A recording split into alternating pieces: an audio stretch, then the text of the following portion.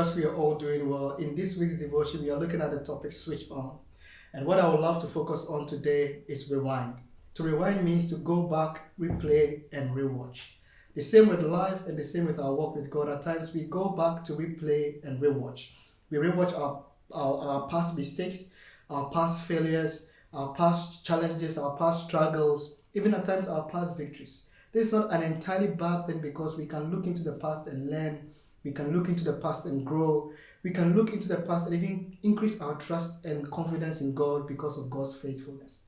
But if all we focus on is the past, then we can get stuck in the past. We cannot move forward and we cannot look ahead. Let's listen to what Apostle Paul says in Philippians chapter 3, verse 12 to 15.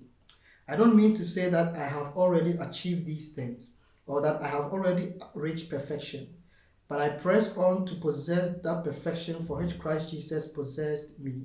No, dear brothers and sisters, I have not achieved it, but I focus on this one thing, forgetting the past and looking forward to what lies ahead.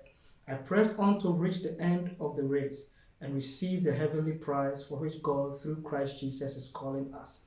Let all who are spiritually mature agree on these things. If you disagree on some point, I believe God will make it plain to you.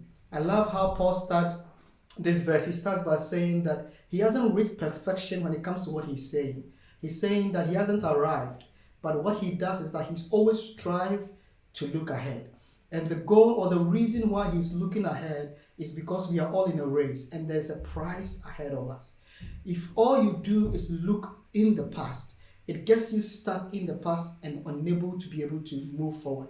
I believe that Paul is one of the most successful believers in the Bible, and we can look at Paul's secret to his success, which I believe one of them is always looking ahead. Paul went through so many challenges, he went through so many struggles, but he always kept his eyes on the goal. He always kept his eyes on the race and on the prize. I want to encourage you, maybe in the past year, even as we are in the new year, you might have gone through a lot, you might have gone through challenges, struggles, failures, even victories. I would love to encourage you. Let's keep focused on what lies ahead, on what is before us, on the race that has been set before us, and the prize that has been set before us. You are highly favored and deeply loved of God.